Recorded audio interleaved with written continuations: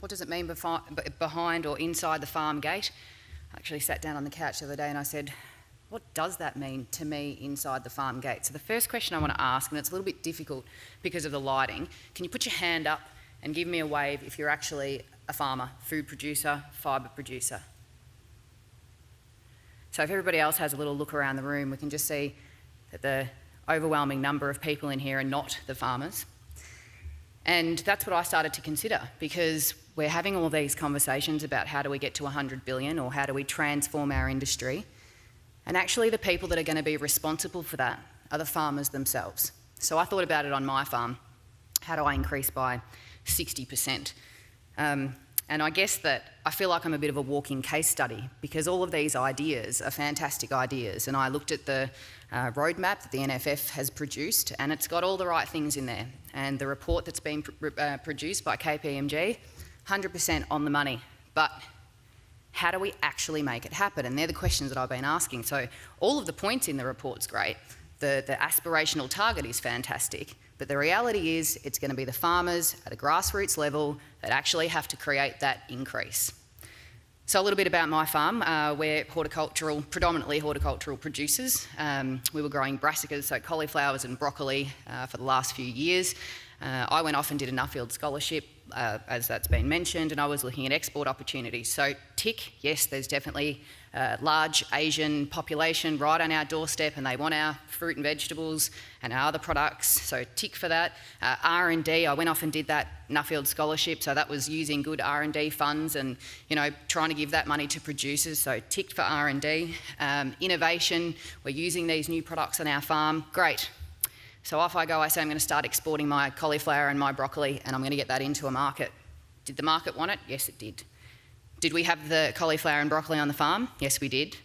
And what then happened was we started thinking about compliance and about the labour that we need to use on our farm. So we moved from an Asian contractor supplying our labour, and I don't think it's probably a secret to anybody in the room about all the challenges that the horticulture industry is having with the labour market at the moment. And I said, we just don't know that this is viable. We don't know that this is right. We can't sleep at night wondering whether or not we've put our business at risk by using these contractors. So moved over to using all backpackers. So now all of a sudden my cost of production, or the cost of harvesting a cauliflower, goes from 22 cents to 47 cents per cauliflower, and our yield goes from about 90% down to about 60%. So challenge number one, no one to pick these cauliflowers and broccoli to get them off to the market.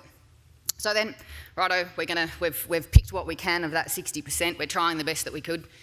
Let's now repackage and be innovative and be different and think about how we're going to, you know, connect with that market that's different. So just to start with, the size of our cauliflower had to change from a large cauliflower to a small cauliflower for a small volume of what our total market was.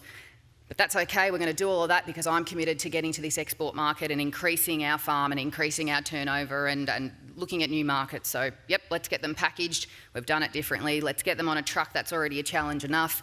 Let's get them onto our roads, our local roads. Challenge enough. They're reducing speed limits because I don't want to spend the money on actually fixing them. Let's then get them to the air freight port, and we might have to line up because there might not actually be the air freight available to us. So I've organised with a customer or the buyer that he's going to get his stuff tomorrow, but it turns out my stuff has to get bumped. So is there enough air freight to even get our cauliflowers and broccoli off to market? So all of a sudden, all the ideas, like I'm saying, are there. All of that knowledge that we have, it's all there. But the practicality of that is that the farmer has to deal with these things every single day, and there are very, very real challenges. So when I started talking to some of my friends, because I thought I'm being really negative about this $100 billion target, I better call up some of my other colleagues and see how they're feeling. And I said, how do you feel about the $100 billion target? First I asked Dad. He said, what's the $100 billion target? I thought, okay, that's helpful. Oh, all right, well, that's okay. Yep, right. Dad doesn't know about the $100 billion target, but no shitty. He's up to his eyebrows in potatoes and sheep and beef and all the things that we're doing, so let's forgive him for not knowing about the transformational target that we've got to get to. So I ring up a couple of my other mates. I said, what do you think about this $100 billion target? Tell them they're dreaming was just about the response that I got from everybody that I called up. We've got our cattle herd has been decimated. We've got half the country under drought. We've got no labour to pick our horticultural crops. We've got these markets out there that want all of our food, but the actual challenges that have to be met by the farmer. And that started me thinking too, well, hang on a minute, is it my fault that my farm's not in the position to really make this 70% increase? What do I actually need? Does my farm have the capacity? We've got youth on our side because the next generation's in the business, and I'm working closely with Dad. We've actually got water, which is one of the very few things that most of the farmers actually have. So again, you know, all the horticultural growers are saying, you know, yeah, I'll grow you whatever you want, but you're going to have to give me the water to water these plants to keep them alive. But we've got water, so that's great. We've got the land. I'm thinking, what else do we need? What do I need on my farm? So number one, I need the labour. Really legitimately need a productive, efficient labour force that's going to be able to pick this stuff for me. So that's my very first challenge. And I need equity, because I think if we look around Australian agriculture over the last few decades, have we been subsidising ourselves by going further and further into debt with our banks? And have we gotten ourselves to the point where, in order to leverage outside capital, makes it very complicated because we've got these really high farm debts? So I'm just thinking about me in that context, and then I think maybe my business is too small. Maybe I'm not one of the people that's supposed to be contributing to the $100 billion target. And that's a real challenge too. So we need to start thinking as a nation, who do we want to be our farmers? Because it's all well and good to say corporates are coming in and people are scaling up, and don't worry about the tail. You know, the tail will drop off and it'll be the middle band that move into, they follow the leaders and everything else. But that really starts to change the fabric of our society. And it's not just about the money figure. It's not about 100 billion, and I think it's been adequately pointed out that money, you know, it's great to have targets and it's great to plan, but you know, we're not contingent on that amount of money. But we have to start thinking about what our rural and regional communities look like. And that's what is vitally important. And when I called one of my friends and asked him about the $100 billion target, and he said, tell them that they're dreaming, he said, oh, I've just done a bearing in the front left-hand wheel of my John Deere.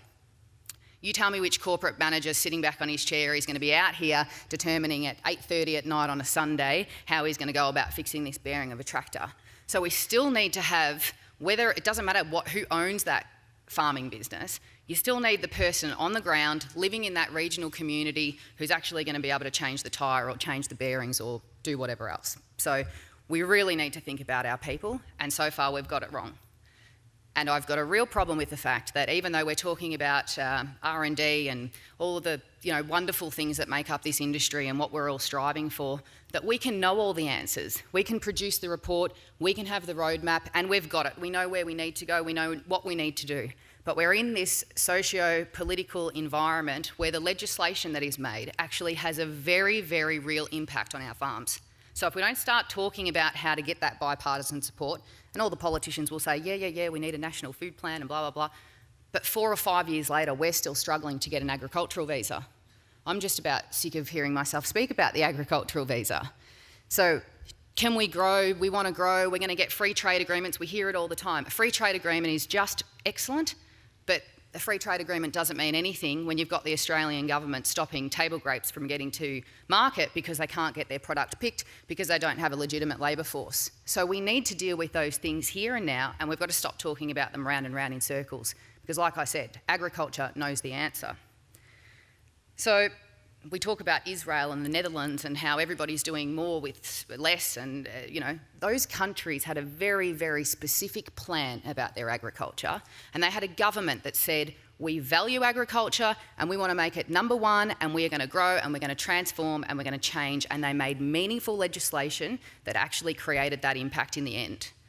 So we can talk about it and all of our politicians can talk about it and we can navel gaze for as long as we like, but unless we get those changes, we're not going to see any of those targets being met, and we will become, just another agricultural producing nation around the world.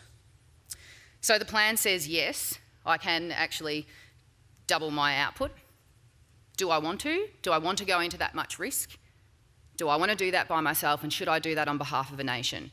And until we start addressing the risk, because essentially that's what farmers get paid for, but we don't really get paid enough for that risk, because you see all of this growth in all of these different industries, and overnight a market can shut down. Overnight we can have a flood, overnight anything can happen. We can have a chemical scare and all of a sudden the market's shut down. And who's left carrying or holding the baby? It's the farmers. So what are we doing to create that risk resilience? And when I was at home on the weekend at the farm, we had bushfires all around, and I looked at Facebook, and you can see all of these other producers saying, if you need somewhere to put your horses, if you need somewhere to come and stay, if you need to move your stock, if you need assistance with anything, it's actually these regional communities that support each other. It's the farmers in these regional communities that actually keep our industry resilient and able to actually adapt to those changes. And we have to talk about adaptability, and we have to talk about mental health, and they're all the things that are going to be key to actually reaching those targets. Because the practical things like we need more human beings, it's like, yes, that's a bit of a no-brainer. Most of the things in the plan are a no-brainer, because if you ask anybody who has anything to do with agriculture, they know those answers.